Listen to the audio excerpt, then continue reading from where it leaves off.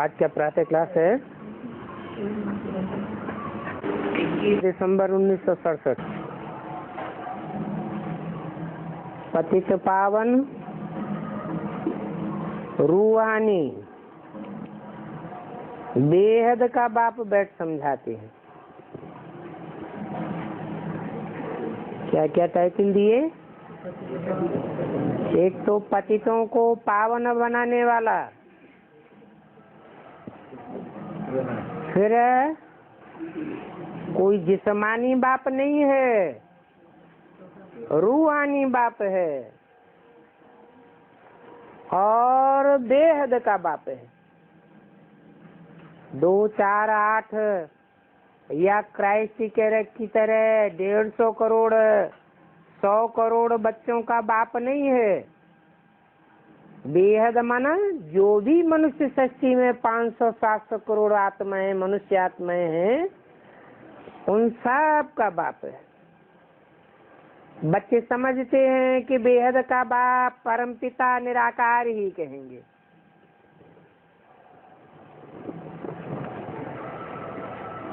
ऐसे बेहद के बाप 2 हैं। एक है मनुष्य सृष्टि का बाप और एक है आत्माओं का बाप। परंतु मनुष्य सृष्टि का जो साकार बाप है वो भी संसार में तब प्रत्यक्ष होता है जब निराकार बाप की तरह निराकारी स्टेज को धारण करे।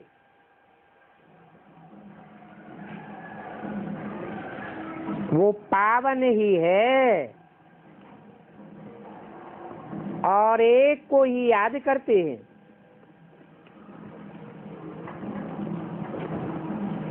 याद करने का पात्र एक ही है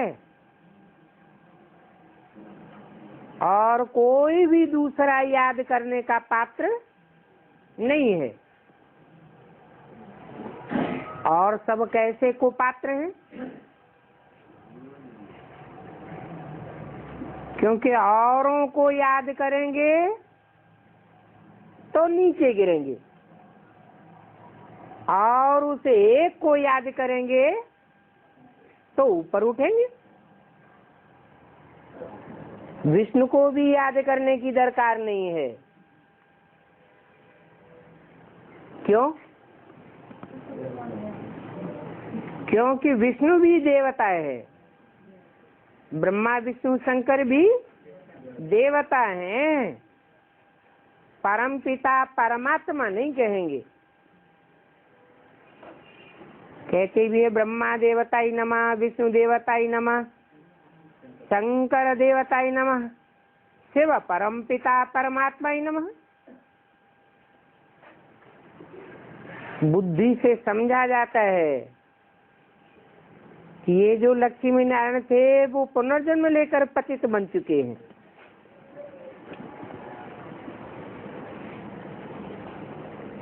विष्णु ब्रह्मा सो विष्णु बनता है, फिर विष्णु से 5000 वर्ष के बाद पतित होकर फिर ब्रह्मा बनता है। और परमपिता परमात्मा तो कभी नीचे गिरता ही नहीं। तुझे वर प्योर है,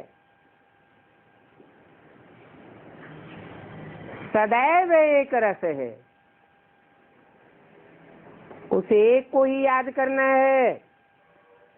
बच्चों की बुद्धि में सारा आदि मध्य अंत का ज्ञान है। बच्चे जानते हैं सिवाय पतित पावन बाप के ये ज्ञान कोई दे ही नहीं सकता। अभी तुम पुरुषार्थ करते हो मुक्ति, जीवन मुक्ति का, वहां तो मुक्ति से उतर कर फिर जीवन मुक्ति में आते हैं और जीवन मुक्ति से नीचे उतर कर फिर जीवन बंध में जाते हैं। कौन? ये लक्ष्मी नारायण। लक्ष्मी नारायण सोई फिर पूरे 84 जन्म लेते। तो चक्र तो सारा अभी तुम समझ गए हो। बाप ने समझाया है कि एक तो है ईश्वरीय मत,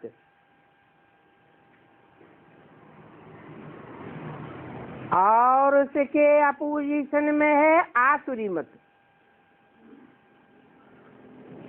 ईश्वरीय मत एक बाप ही देते हैं, बाकी सब की है कुमत। और अभी इस दुनिया में देवताई मत तो कोई दे भी नहीं सकते, क्योंकि देवता कोई है ही नहीं। अभी देवता कोई नहीं है।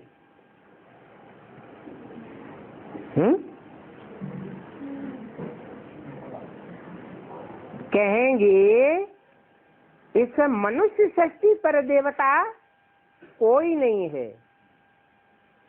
अच्छा, शिव बाप आए हैं या नहीं आए हैं? आए हैं। तो शिव बाप अकेले आते हैं या 3 देवताओं के साथ आते हैं? तो 3 देवताओं के साथ आते हैं तो कोई देवता भी होंगे ना, हैं?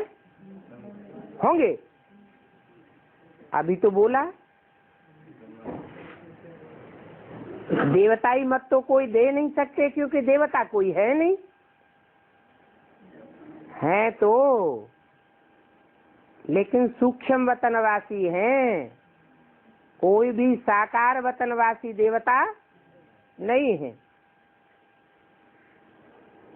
तो अभी देवताएं हैं ही कहाँ जो मत देवे? देवताई मत यहाँ इस सृष्टि पर मिल ही नहीं सकती।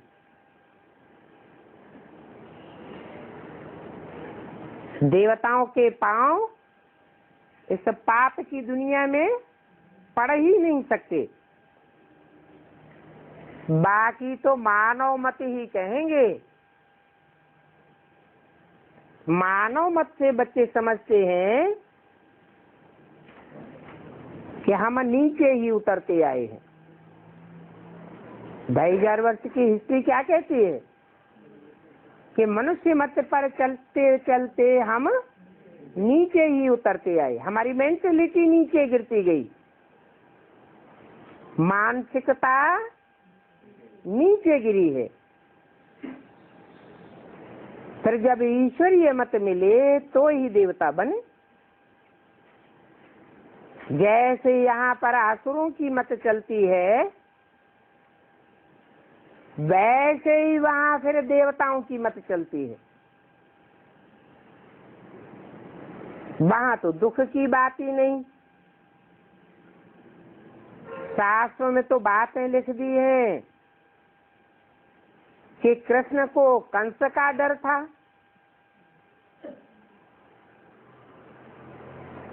तो किसी और युग की बात है या संगम युग की बात है?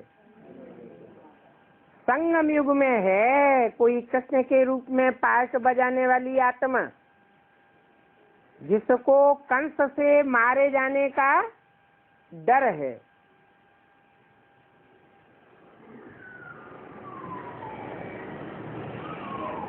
देवताओं को किसी का डर नहीं होता। माना जो भी कृष्ण के रूप में पार्ट बजाने वाली आत्मा हो या राम के रूप में पार्ट बजाने वाली इस अंतिम चोले में आत्मा हो, वो भी कोई देवता नहीं है। क्या है? मनुष्य रूप में है। देवताओं को किसी का डर नहीं होता। डर किसको होता है?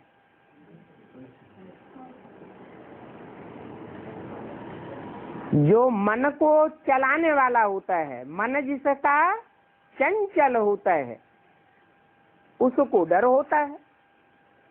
देवताओं के मन में कोई चंचलता होती है क्या? कोई चंचलता नहीं होती। कि अंदर से ये इच्छा पैदा हो इसकी ये चीज बहुत अच्छी है, हमें मिल जाए। ऐसा हमारे भी पास होता। देवताओं की तो सब प्रकार की इच्छाएं प्रकृति स्वतः ही पूरी करती है।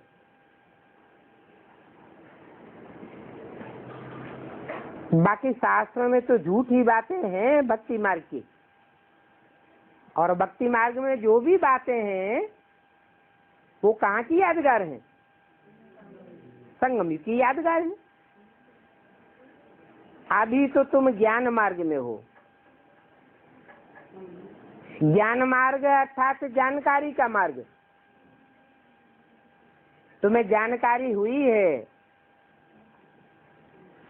कि शास्त्रों में आटे में नमक मिसल सच्चाई है, और जो भी सच्चाई है वो इस संगम युग की है। जैसे झाड़ के पत्ते अथाह हैं, वैसे ही भक्ति भी बहुत पसारा में फैली हुई है। ज्ञान तो बीज है, बाकी सब भक्ति का पसारा है। और बाप है ज्ञान का सागर। ज्ञान का बीज तो थोड़ा होता है, भक्ति तो कितनी अथाह है। अब तुम बच्चों को बीज रूप ज्ञान सागर ने ये ज्ञान दिया है, उन ज्ञान सागर बाप को याद तो सभी करते हैं। कहते हैं कि काश ईश्वर तुमको अच्छी मत देवे जो तुम सुधर जाओ। ईश्वर की मत से ऐसे लक्ष्मी नारायण सुधरे हैं ना, इन लक्ष्मी नारायण की कितनी महिमा है।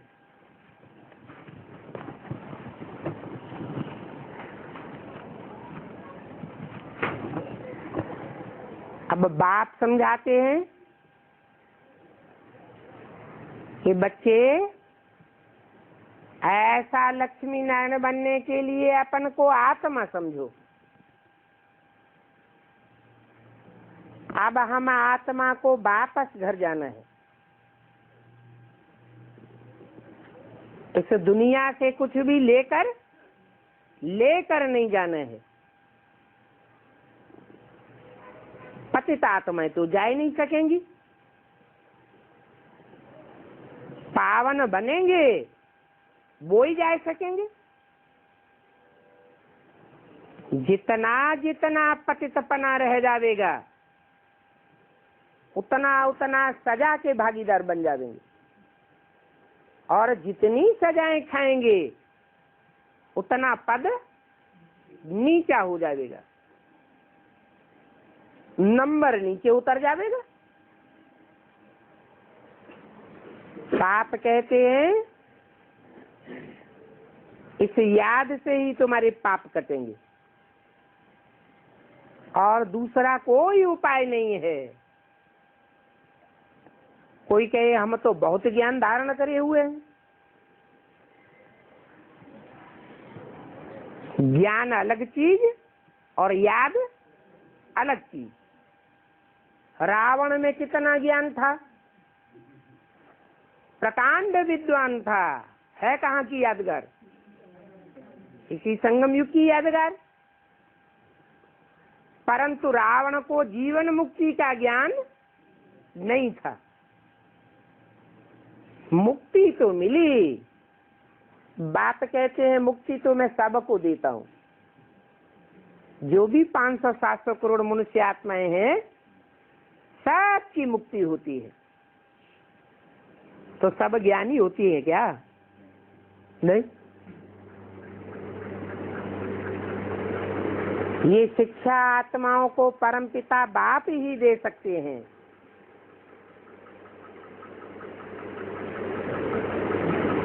कौन सी शिक्षा?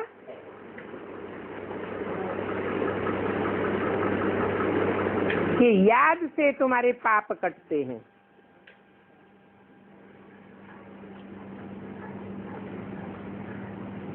कहते हैं अपन को आत्मा समझो, क्योंकि अभी नंगा वापस जाना है।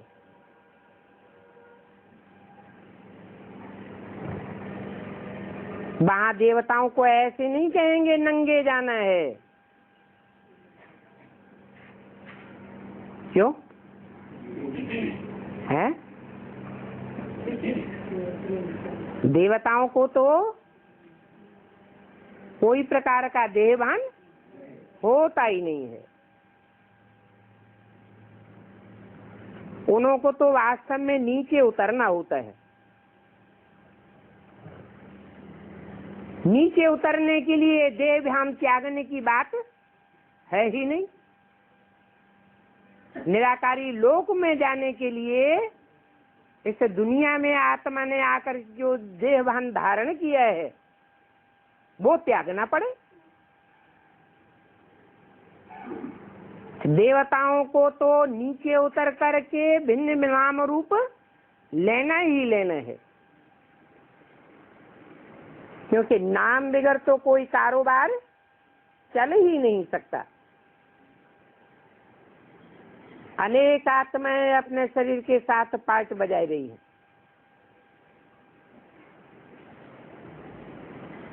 शरीर के साथ पार्ट बजाना माना देहभान में रहना।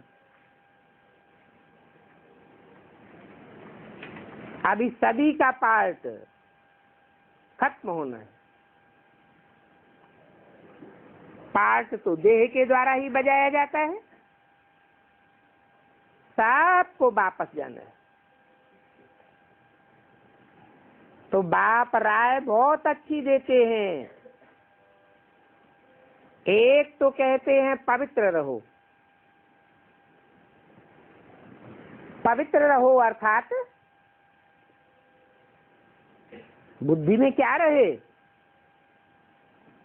एक बाप दूसरा न कोई, क्योंकि एक बाप ही वर प्योर है और बाकी सब पतित हैं, सब नीचे गिरने वाले हैं।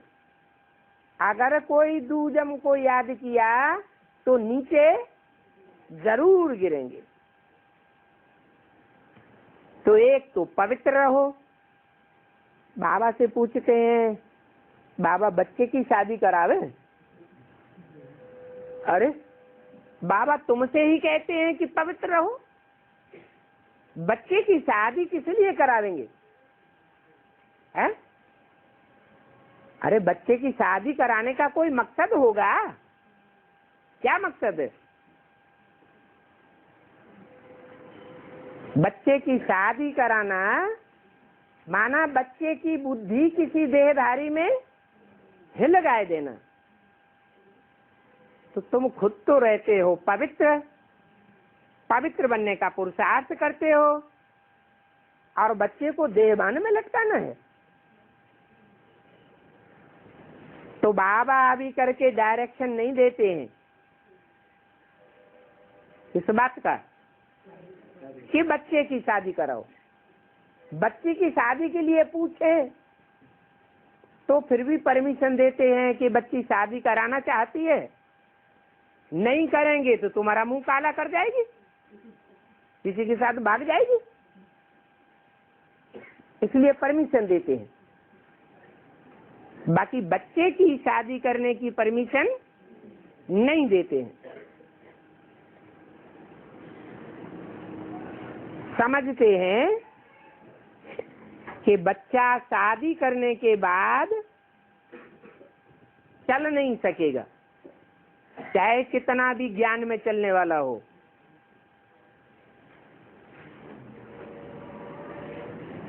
नहीं तो बच्चा अगर पवित्र रहने के लिए बाप की आज्ञा न माने तो बाप कहते हैं वो बच्चा बच्चा नहीं है, परंतु इतनी ताकत नहीं है जो श्रीमत पर चले। न चलते हैं तो ना फरमान बरदार ठहरे। बाप का फरमान मानते नहीं है। गोया बाप की पहचान ही नहीं है। बाप तो कहेंगे उनको समझाओ कि तुम भी पवित्र बनो, एक बाप दूसरा न कोई। बाप का कहना नहीं मानता है तो वो कपूत बच्चा हो गया।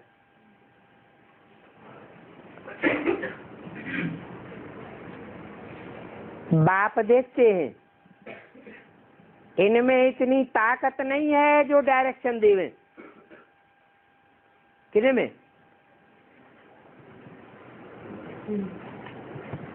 जो बच्चे पूछते हैं कि बाबा हम बच्चे की शादी करावें, तो बाप समझ जाते हैं कि इनमें इतनी ताकत नहीं है जो बाप के डायरेक्शन पर चल सकें और बाप के डायरेक्शन पर चलकर बच्चे को डायरेक्शन देवें कि पवित्र रहो। बाबा देखते हैं ये ठहर नहीं सकेंगे, और खान पान के लिए तो बाबा समझाते ही हैं। इस खान पान का भी तो असर पड़ता ही है। यहाँ तो बाप की मत पर एक्यूरेट चलना पड़े। बहू के हाथ का भी खाना नहीं है।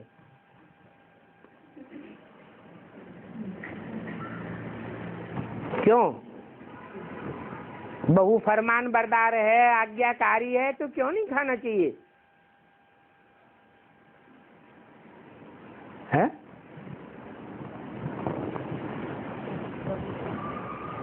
क्योंकि बहू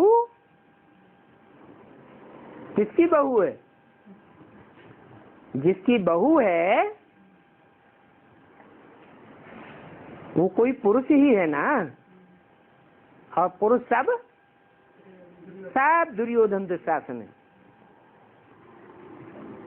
इसलिए बाबा पहले से ही कह देते हैं कि अगर बच्चे की शादी कराई तो विघ्न बहुत पड़ेंगे।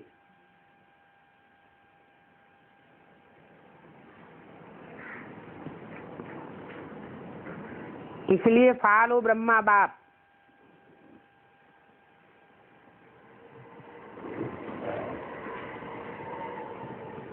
ब्रह्मा ने अपने बच्चों को अलग कर दिया। शादी कराई क्या?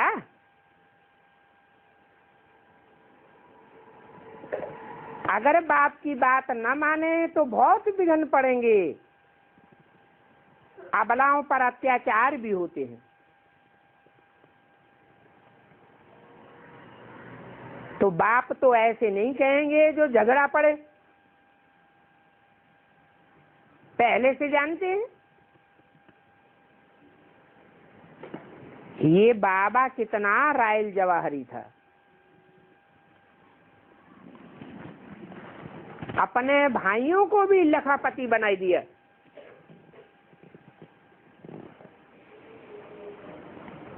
पहले तो गरीब थे, साहूकार लोग गरीब पर हाथ रख करके चढ़ाते हैं, तो इन्होंने भाइयों को भी चढ़ाया।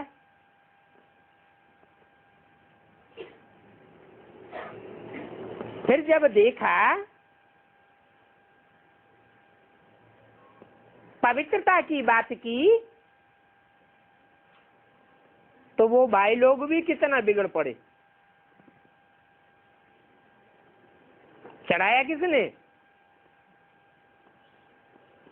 चढ़ाने वाले की भी बात नहीं मानी। बड़ा भारी हंगामा हो गया। ये तो डरा नहीं, क्योंकि बाप की प्रवेशता थी ना। बाप की डायरेक्शन मिलती है तो श्रीमत पर चलना पड़े।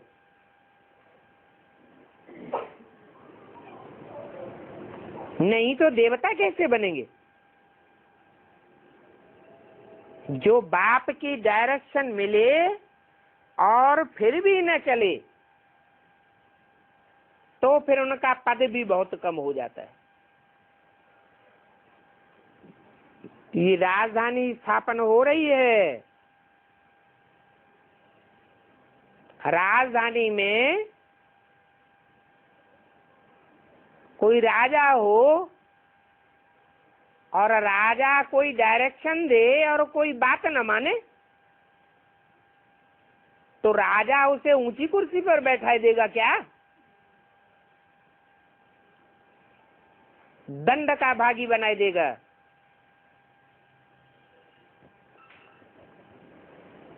सभी तो डायरेक्शन पर चल न सके। जो नहीं चलते हैं उनको वफादार, आज्ञाकारी, फरमान बरदार नहीं कह सकेंगे। ईश्वरीय मत पर तो पूरा चलना पड़े ना।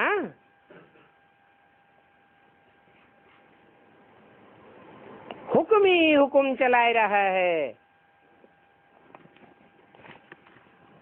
ईश्वर का हुक्म होता है ना। 21 दिसंबर 1967 की वाणी का दूसरा पेज। जो मानेंगे नहीं तो ऊंच पद पाए नहीं सकेंगे।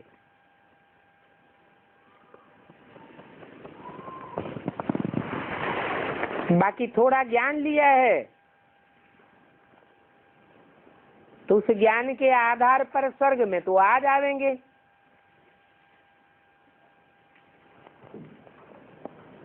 बस इतने में ही खुश हो जाते हैं कि चलो हम स्वर्ग में तो आ जाएंगे। ये नहीं समझते हैं कि स्वर्ग में भी अनेक प्रकार के मर्तबे हैं।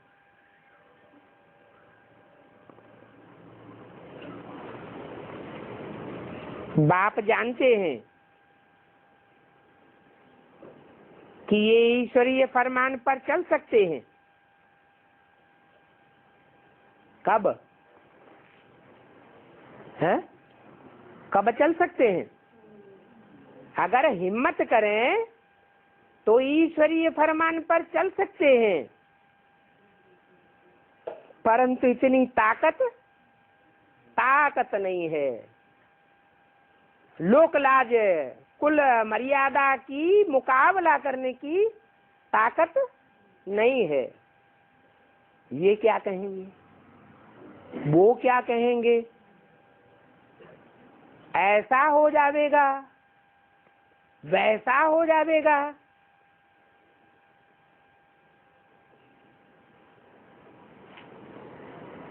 बाप की मत पर चलने की ताकत नहीं है तो जरूर पद भी ऐसा पावेंगे। स्वर्ग की स्थापना तो एक बाप ही करते हैं ना।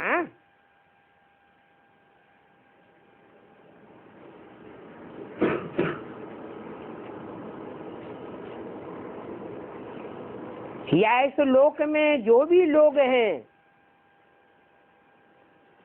वो स्वर्ग की स्थापना करते हैं। बच्चों को मत बाप देते रहते हैं, तुम ईश्वर की मत से कितना ऊंच बनते हो।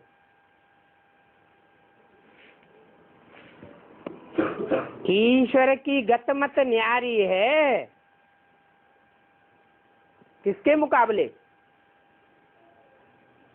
और मनुष्यों के मुकाबले ईश्वर की गत मत न्यारी है। और तो सब लड़ाइयों आदि से राजा बनते हैं। क्या 63 जन्मों में जो भी राजाएं हुए हैं, कैसे राजाएं हुए? लड़ाइयां लड़ते रहे, राजाएं बनते रहे, राजाई की सुरक्षा करते रहे। अच्छा, ये लक्ष्मी नारायण कैसे विश्व के मालिक बने?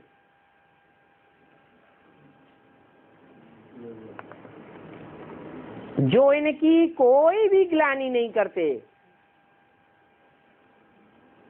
कोई करते हैं? शास्त्रों में सब देवताओं की ग्लानि है, परंतु इन्हें लक्ष्मी नारायण की कोई ग्लानि नहीं है।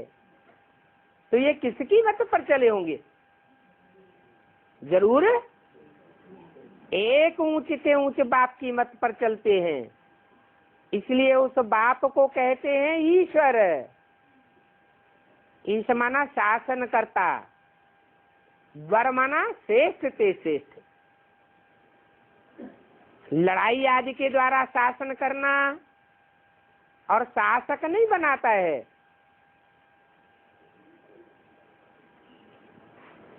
तो ये बड़ी समझने की बातें हैं। भक्त तो सत्यनारायण की कथा सुन लेते हैं, समझते तो कुछ भी नहीं है कि सत्य क्या होता है, असत्य क्या होता है। बाप तो समझ जाते हैं, ये ज्ञान उठा सकेंगे या नहीं उठा सकेंगे? हैं? उठा सकेंगे? बाप डायरेक्शन दे और बाप की मत ना माने तो बाप समझ जाते हैं ये ज्ञान पूरा उठाए नहीं सकेंगे। चाल चलन, बोलने करने, खाने पीने आदि सारी बात चाल चलन से बाप समझ जाते हैं। मौत तो सर पर खड़ा है, अचानक एक्सीडेंट आदि क्या क्या होते रहते हैं। सत्युग में तो ये बातें नहीं होती हैं। वहां कोई को काल खाता नहीं है, अकाले मौत होती नहीं है। वो है ही अमरलोक, और ये है मृत्युलोक। जो अच्छी रीति समझते हैं कि ये मृत्युलोक है, पता नहीं कब मृत्यु हो जाए, अकाले मौत हो जाए, सड़क चलते हादसा हो जाता है, एक सेकंड में क्या से क्या हो जाता है।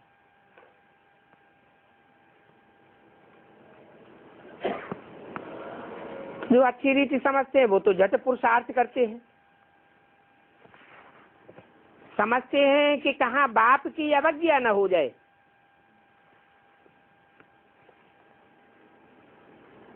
अज्ञान काल में तो कोई कोई बच्चा ऐसे कपूत होते हैं जो बाप को भी चमाट लगाए देते हैं।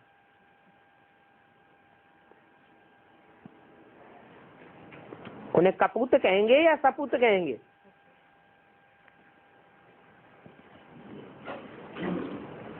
अरे चमाट लगाने की बात छोड़ो, शूट भी कर देते हैं, हत्या कर देते हैं।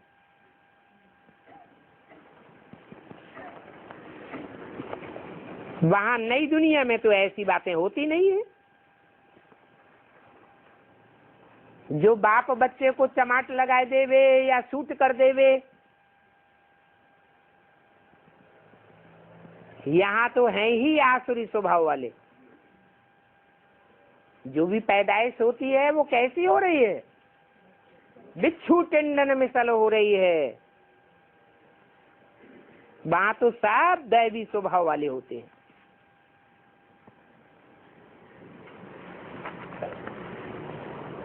पारलौकिक बाप के बन गए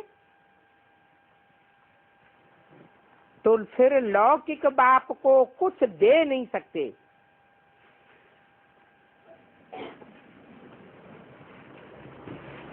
क्या कहा?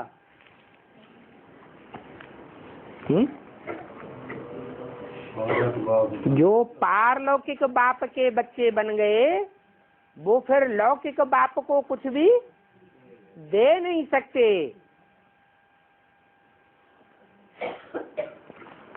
शादी कराने का भी असर तो पड़ जाता है ना, क्योंकि हाथ डालते हैं।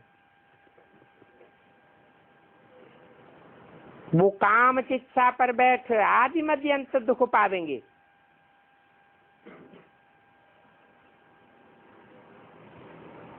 मान लो एक बाप को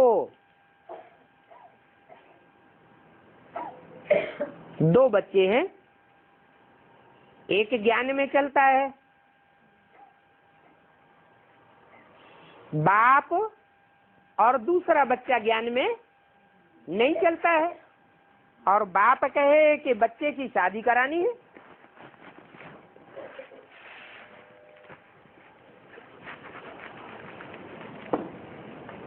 तो कुछ न कुछ सहयोग ज्ञान में चलने वाले बच्चे से भी बाप की आशा तो रहेगी कि करे। तो बाप कहते हैं अगर पारलौकिक बाप के बन गए तो फिर लौकिक में कुछ भी दे न सके, सहयोग भी दे न सके।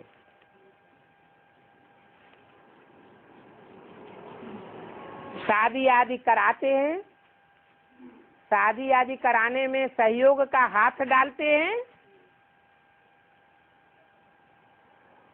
तो भी असर पड़ जाता है। ये जानते हुए भी कि ये काम चिच्छा पर बैठ आदि मध्यंत दुख पावेंगे। दुख पावेंगे या सुख पावेंगे? दुख पावेंगे। फिर माँ बाप दोनों फंस पड़ते हैं।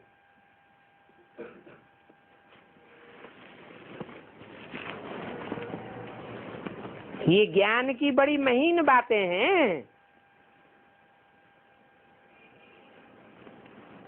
थोड़े में ही नहीं खुश हो जाना है। मनुष्यों के पास तो करोड़ों रुपए हैं,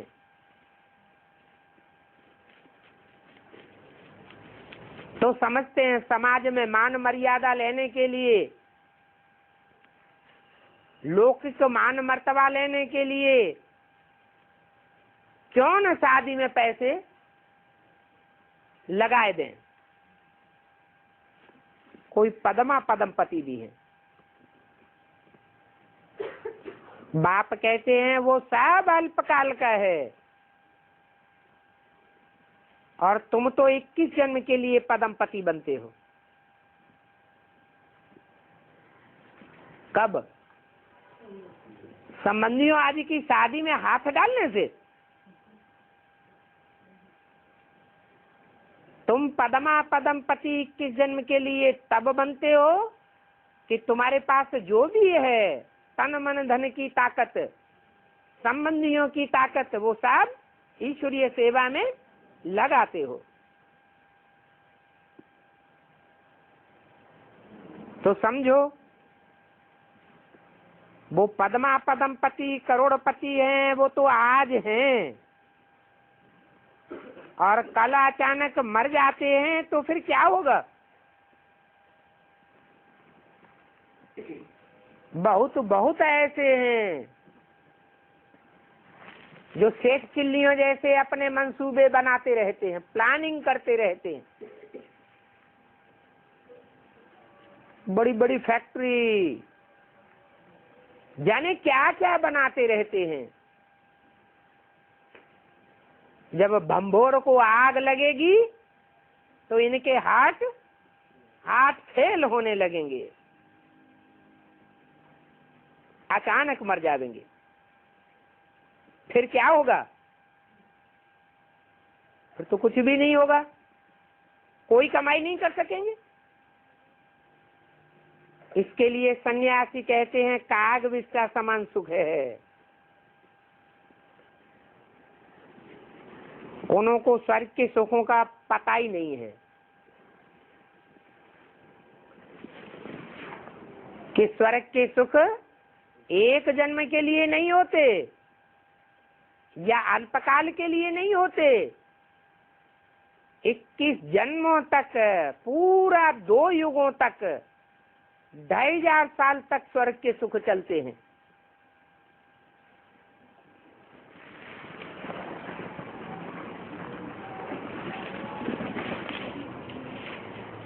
अभी तुम समझते हो, सिवाय बाप के मुक्ति, जीवन मुक्ति का रास्ता कोई बता ही नहीं सकते हैं।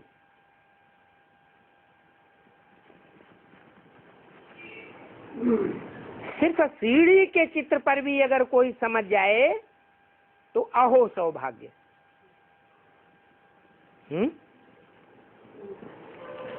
सीढ़ी के चित्र पर समझने वाला कौन से धर्म का होगा, कौन से देश का होगा? असल भारतवासी होगा तो सीढ़ी के चित्र पर समझ जाएगा। उसको चारों चित्रों में अच्छा चित्र कौन सा लगेगा? सीढ़ी का चित्र। बाप ने समझाया है,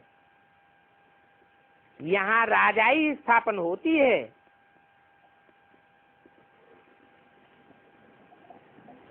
बाप आकर राजाओं के राज्य की स्थापना करते हैं।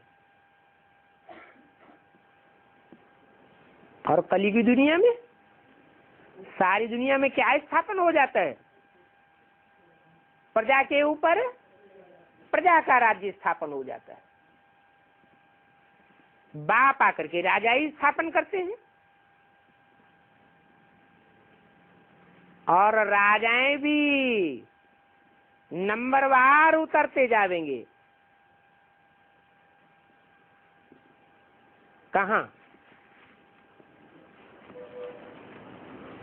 बाप आकर जो राजाई स्थापन करते हैं, उस राजाई में भी जो भी पीढ़ी दर पीढ़ी राजाएं आने वाले होंगे, वो सब नीचे उतरते जाएंगे। ऐसे नहीं कि बाद में आने वाला कोई राजा पहले वाले राजाए से उच्च पद पाने वाला होगा। नंबरवार उतरते जाएंगे। थोड़ी देर से आने से ही दुनिया कुछ तो पुरानी होगी ना। तो पुरानी दुनिया में आने वाले उच्च पद पाने वाले होंगे या नीच पद पाने वाले होंगे? नीचे उतरने वाले ही होंगे। मकान पुराना होता है तो उसकी मरम्मत करानी पड़ती है। मकान की कीमत घट जाती है कि बढ़ जाती है? घट जाती है। बच्चे समझते हैं। अभी हम तो नई दुनिया में जाएंगे। हम जिस नई दुनिया में जाते हैं वो तो थोड़ी भी पुरानी होगी कि नहीं होगी? है? थोड़ी भी दुनिया पुरानी नहीं होगी, परसेंटेज में भी पुरानी नहीं होगी। हम 100% नई दुनिया में जाते हैं। नई दुनिया सतयुग को कहा जाता है।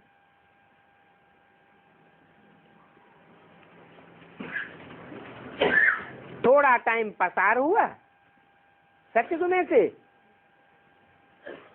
तो कहेंगे थोड़ी कला भी उतर गई।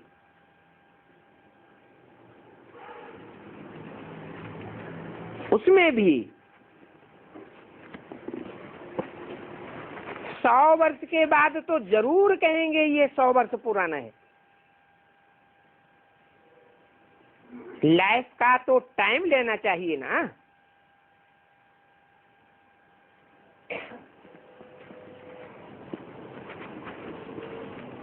तो नई दुनिया में जाना है तो कहाँ जाने का लक्ष्य रखना चाहिए? है? सतयुग त्रेता नई दुनिया है ना। तो नई दुनिया में कहाँ पर जाने का लक्ष्य रखना चाहिए? सतयुग मध्य में, अंत में, त्रेता आदि में, त्रेता अंत में कहाँ जाने का लक्ष्य रखना चाहिए? एकदम सतयुग आदि में जाने का लक्ष्य रखना चाहिए।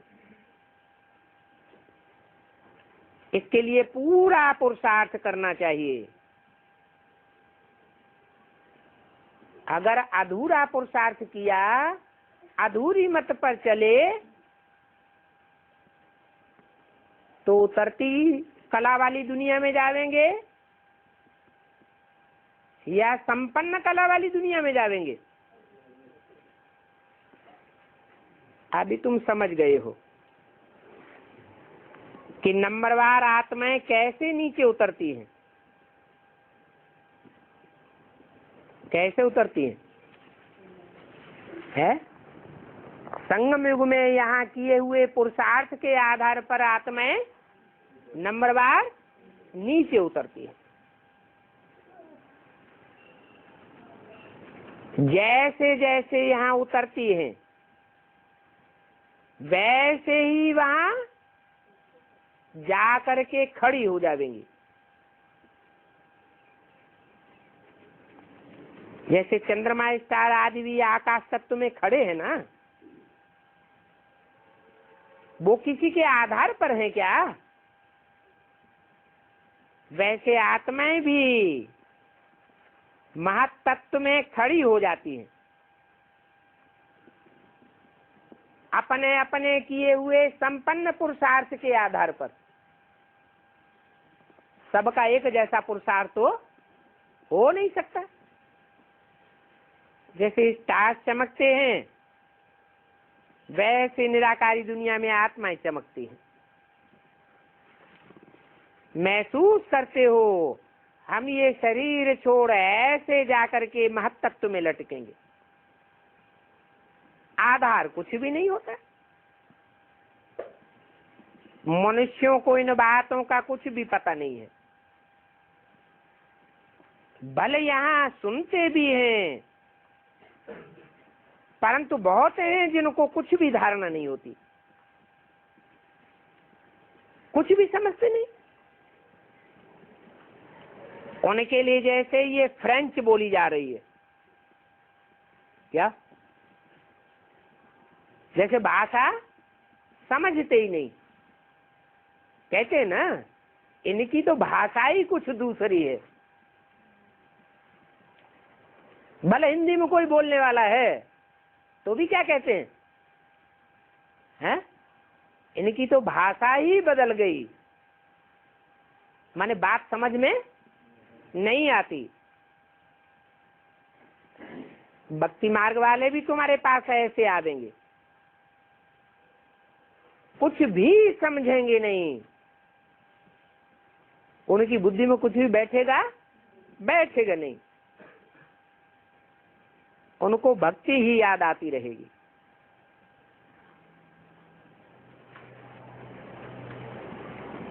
क्योंकि 63 जन्म वो भक्ति के भवके में लटके रहे हैं, तो भव का उनको आकर्षित करेगा।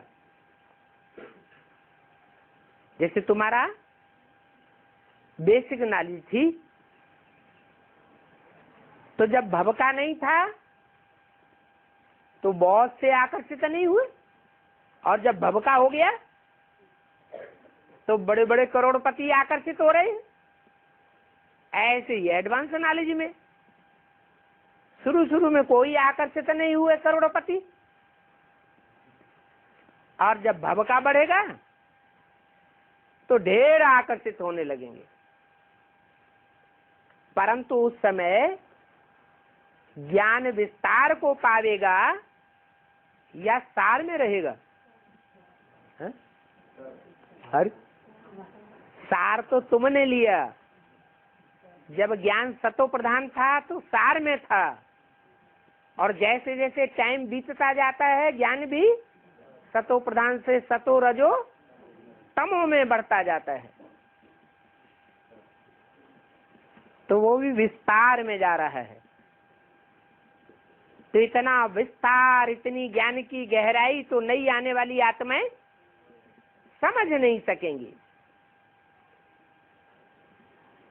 उनको भव का ही अच्छा लगेगा।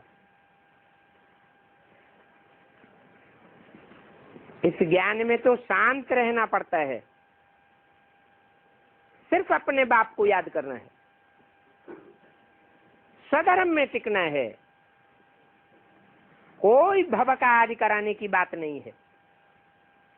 आत्मा का स्वधर्म है ही शांत। अब शांति धाम तो वह ठहरा ना,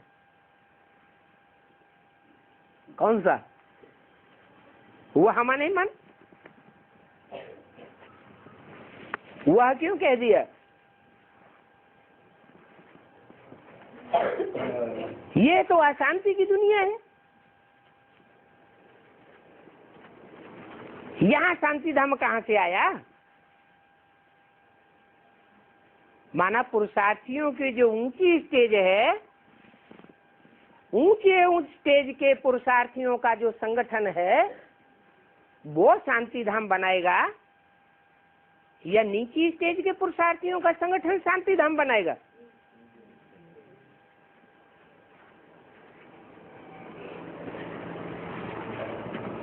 तो यहाँ तो शांति होती नहीं। यहाँ तो इस दुनिया में कर्म करना पड़ता है। सत्युग में तुम्हारा विकर्म नहीं बनता।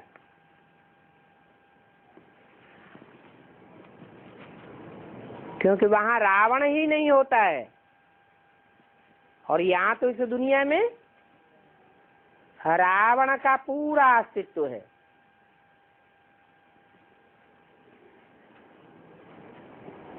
वहां देह अभिमान होता ही नहीं। यहाँ तो देह अभिमानी आकर के कैसे उल्टे सुलटे काम करते रहते हैं। तो ये नॉलेज है, इसमें एक तो पवित्र भी रहना पड़े,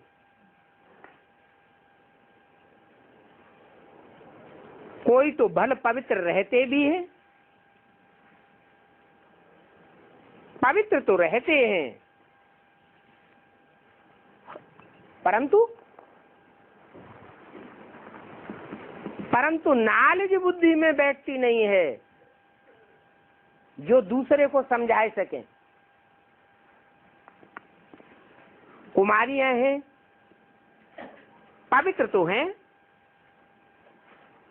परंतु कोई कोई की बुद्धि में बिल्कुल ज्ञान बैठता ही नहीं।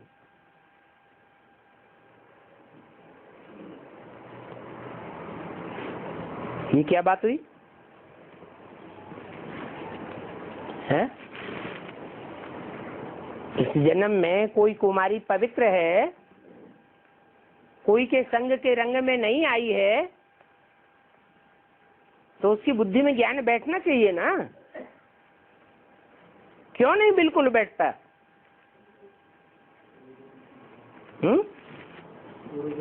हाँ, भले इस जन्म में पवित्र है, परंतु पूर्व जन्म का हिसाब किताब तो काम करेगा ना।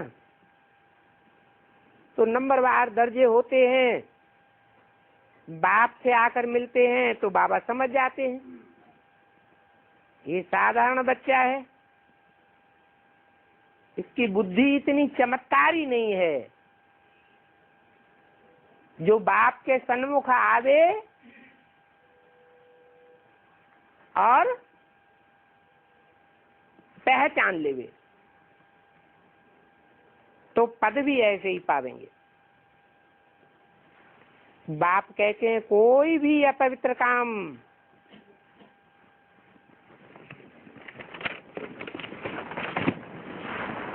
कायदे के विरुद्ध नहीं करना चाहिए।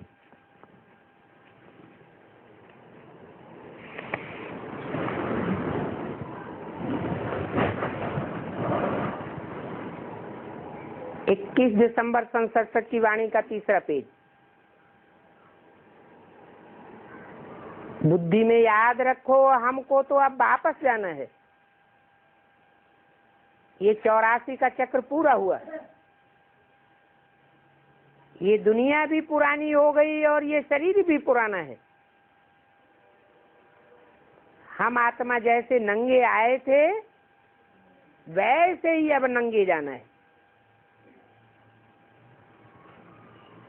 देह देह के संबंधी और देह के इस दुनिया के कोई भी पदार्थ अब वापस नहीं ले जाएंगे। सिर्फ योग बल से पवित्र बनना है। कोई भी साधन अंत में काम नहीं आवेंगे। पवित्र नहीं बनेंगे तो अंजाम क्या होगा? हैं? पदभ्रष्ट हो जाएगा, क्योंकि जितनी सजा खावेंगे उतना पद नीचा हो जाएगा। इस समय सबकी वानप्रस्थ अवस्था है। वानप्रस्थ अवस्था सबकी है।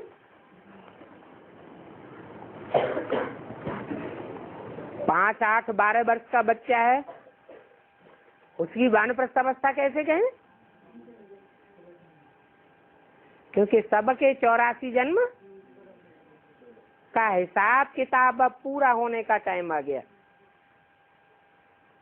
भक्ति मार्ग में पुरुषार्थ करने वाले जीवन मुक्ति जा ही नहीं सकते।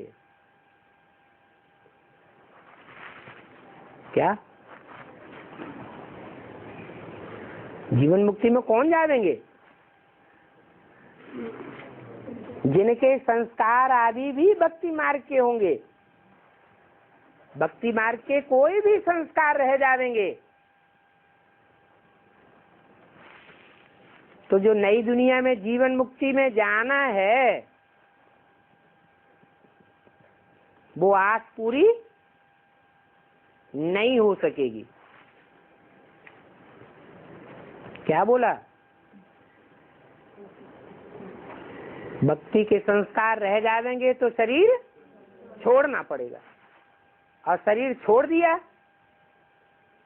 फिर राधा कृष्ण जैसी आत्माओं की तरह नई दुनिया में जाके जन्म लिया तो उतरती कला वाली दुनिया में जाएंगे या चढ़ती कला वाली दुनिया में जाएंगे? उतरती कला वाली दुनिया में जाएंगे।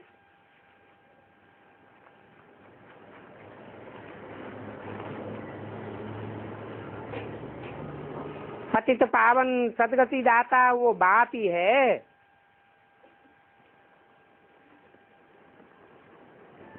ये दुनिया तो अभी रौ नरक है।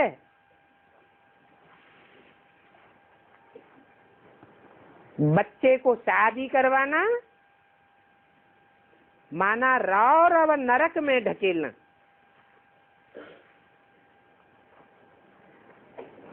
बुद्धि से ये बात समझनी है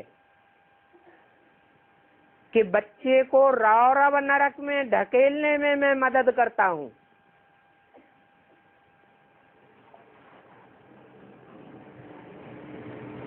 तो इसका पाप नहीं चढ़ेगा क्या? हैं? चढ़ेगा या नहीं चढ़ेगा? पाप चढ़ता है, जरूर मैं पापात्मा बन जाता हूँ।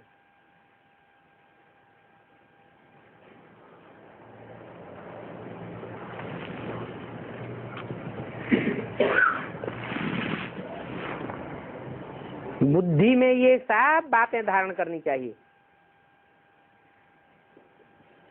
मुरली में खबरदार रहने की तो सब बातें आती है ना। कोई पाप किया तो 100 गुना हो जाता है। ज्ञान में आकर कोई ऐसा पाप करे बच्चे को खुश करने का तो उस पर भी दोष आ जाता है।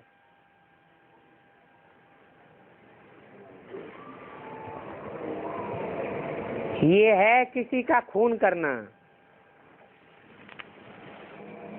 बुद्धि में नहीं आता है, काम कटारी से तो 1-2 का खून कर डालेंगे। और ये बात धारण करने में बहुत सहन भी करना पड़ता है। बच्चा शादी कराना चाहता है, माँ बाप ज्ञान में चलते हैं शादी करने के लिए इनकार करते हैं तो बच्चा कामेषु क्रोधेषु हो जाएगा।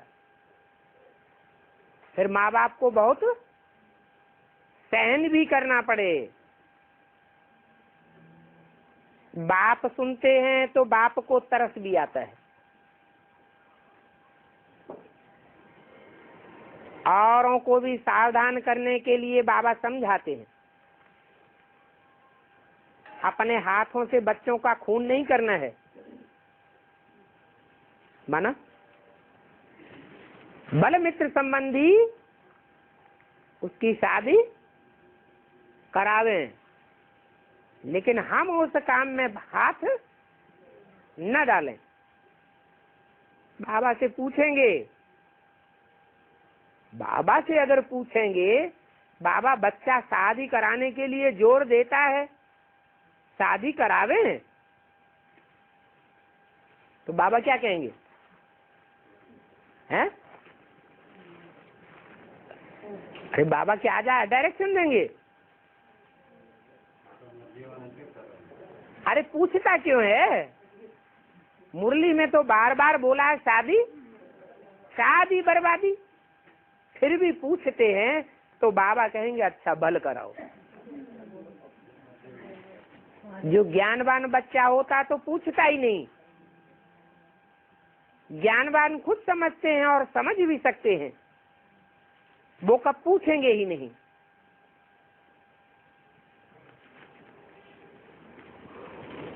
बच्चियों की तो शादी करानी ही है।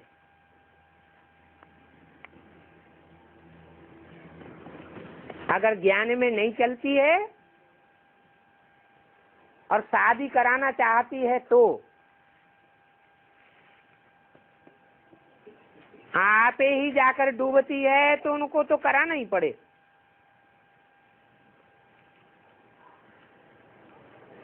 और बच्चा तो भल खराब हो जाए। ये क्या बात हुई है? ऐसे दुनिया में जैसे पार्शलिटी वाली बातें होती हैं, ऐसी बात हो गई। बच्चे की शादी करानी है, अगर करना चाहती है और बच्चा भल डूब जाए, काला मुंह करे जाके,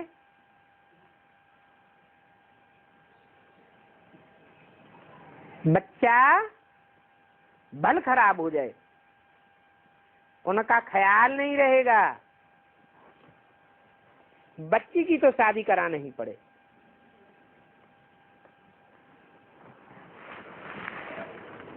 मंजिल बड़ी भारी है। टीचर को स्टूडेंट वही अच्छे लगेंगे जो अच्छे मार्क्स से पास होते हैं। बहुत स्टूडेंट फेल हो गए तो टीचर की आबरू ही चली जाए। ये तो बाप कहते हैं, मैं कल्प कल्प आकर बच्चों को समझाता हूँ। कल्प कल्प पुरुषार्थ अनुसार जो पद पाया है वो ही पद पावेंगे।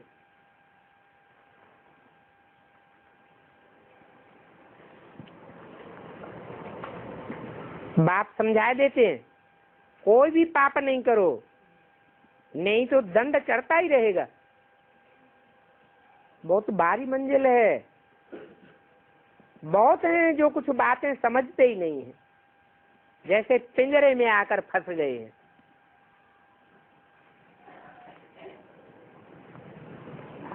कितने आश्चर्यवत कथंती सुनंती भागंती हो गए, माया के पास चले जाते हैं। तो ऐसे आश्चर्यवत भागंती होने वालों की माया बहुत खातिरी करती है। जैसे हिंदू से क्रिश्चियन बनते हैं तो हिंदू से क्रिश्चियन बनने वालों की क्रिश्चियन कितनी खातिरी करते हैं, करते हैं या नहीं? ये भी माया के बनते हैं तो माया बहुत सुख देती है। माया भी कोई कम थोड़े ही है। बड़ी शक्तिवान है। बाप को आलमाइटी कहते हैं, परंतु माया भी आलमाइटी है। एकदम रौरव नरक में ढकेल देती है। तो देखो माया भी कम शक्तिवान नहीं है।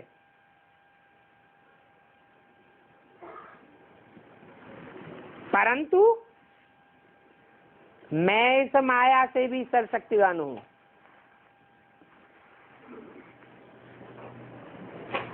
वह मेरे से शक्तिवान हो जाती है।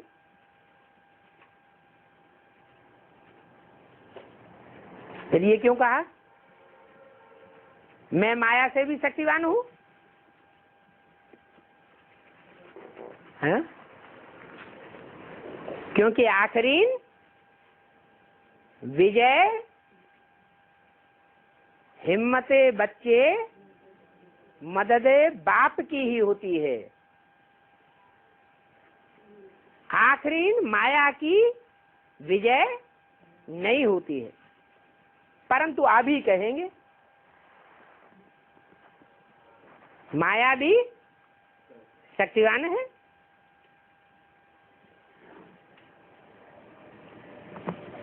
माया की तरफ जाने से वह जैसे रावण धर्म के बन जाते हैं।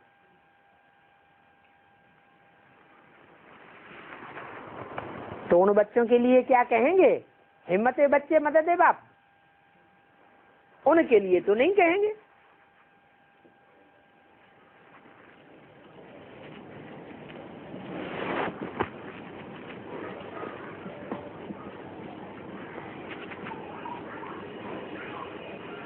तुम इस भारतवर्ष में कितना सुख उठाते हो, तुम्हारी कितनी खातिरी होती है।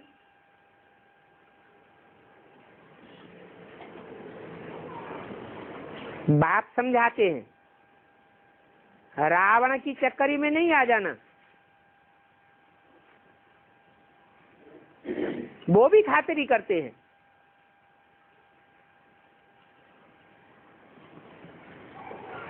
ऐसी भूले मत करो,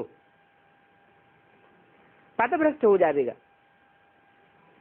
जो अच्छे अच्छे बच्चे होते हैं वो सर्विस में बहुत मेहनत करते हैं। समझाते समझाते गला ही घुट जाता है। गला घुट जाता है तो भी सर्विस को छोड़ते नहीं है। हमको तो सर्विस करके भारत को स्वर्ग बनाना ही है। ये बाबा ने हमको ड्यूटी दी है। बाप बेसमझ को कितना समझदार बनाते हैं। उनकी श्रीमत से हम कितना ऊंच बनते हैं। बाकी टाइम बहुत थोड़ा है। विनाश के समय तो ज्ञान कोई उठा ही नहीं सकेंगे। क्यों नहीं उठा सकेंगे? क्योंकि शांति के टाइम पर पढ़ाई अच्छी होती है। जब अशांति हो जाएगी दुनिया में तो कोई पढ़ाई गहराई से नहीं पढ़ सकेंगे। कोई तो बहुत मुझ पढ़ते हैं। जो पक्के होते हैं उनके लिए मरुआ मौत मलू का शिकार। जो सर्विसेबल बच्चे होते हैं वो याद को पढ़ते, वो ही बाप को याद पढ़ते हैं। जो बच्चे बहुतों को आप समान बनाते हैं उनको ही अंत में अतीन्द्रिय सुख रहता है। उनको फिर मित्र संबंधी आदि कोई भी याद नहीं पड़ेंगे। समझेंगे, अनुभव करेंगे आप मुए मर गई दुनिया। जो बाबा को फॉलो करने वाले बच्चे होंगे वो कब दुनियावी बातें पूछेंगे ही नहीं। बाबा समझ जाते हैं ये दुनियावी बातें पूछते हैं माना इनकी दुनिया में लागत है। बाप समझाते तो बहुत सहज है। नरकवासी से स्वर्गवासी बनना है। जो नरकवासी होते हैं उनसे दिल बिल्कुल हट जाती है। कोई तो और ही बहुत संबंध जुटाई लेते हैं। इस नरक की दुनिया में संबंध बढ़ाना थोड़ा ही चाहिए। अभी संबंध बढ़ाने का टाइम है या तोड़ने का टाइम है? बहुत फर्क हो जाता है। बाबा से पूछें तो बाबा झट बता देंगे इस हालत में तुम्हारा शरीर छूट जाए तो तुम जाकर के साधारण प्रजा में जन्म लेंगे। बाप समझ जाते हैं ये सीढ़ी चढ़ नहीं सकेंगे। तुमको तो याद करना है एक शिव बाबा को, घर को भी याद नहीं करना है। घर में जो बाप रहते हैं उनको याद करना है। घर ब्रह्म तत्व को तो सन्यासी याद करते हैं, तुमको तो शिव बाबा को याद करना है। एक शिव बाबा दूसरा न कोई। मेहनत करते रहें तो तुम्हारी वो अवस्था हो जाएगी। अच्छा, मीठे मीठे सिकिल दे बच्चों प्रति रूहानी बाप दादा का याद प्यार, गुड मॉर्निंग। रूहानी बच्चों को रूहानी बाप की नमस्ते।